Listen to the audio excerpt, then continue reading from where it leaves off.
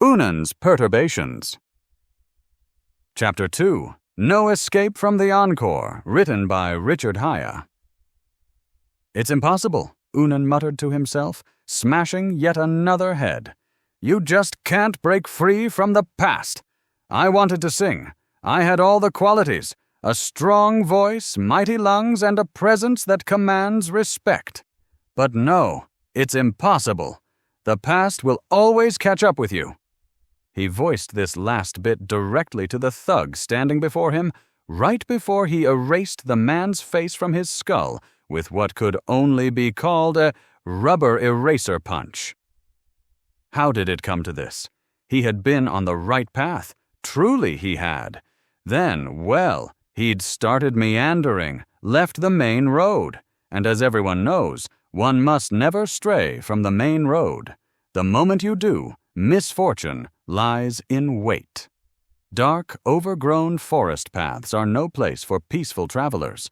To be fair, Oonan usually was that misfortune you might encounter in such places. There are those who advise against wandering the woods at all, or even wandering anywhere. Better to stay home and binge-watch serialized dramas.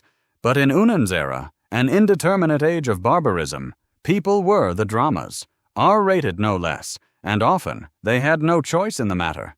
But Oonan liked to believe he chose his own destiny. So, into the bushes he went, and as luck, or fate, would have it, a sizable group of men immediately sprang upon him. They'd been watching him from a distance, lurking in wait as he merrily hummed to himself.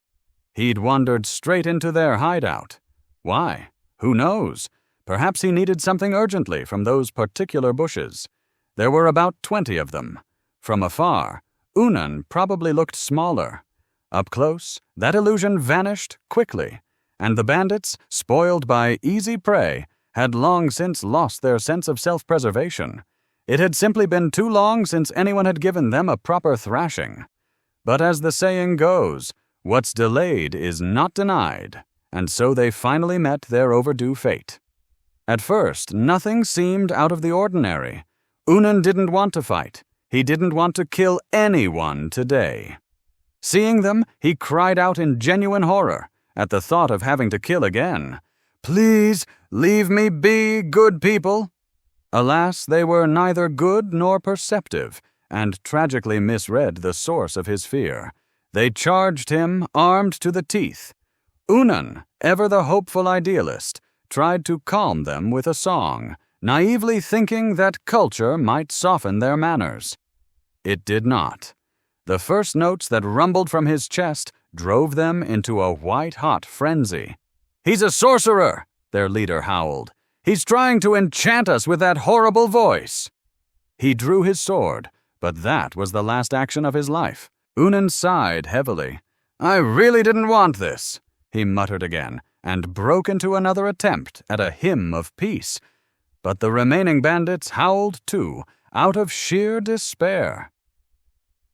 Not for the loss of their leader, but for the loss of their sanity at the sound of that song.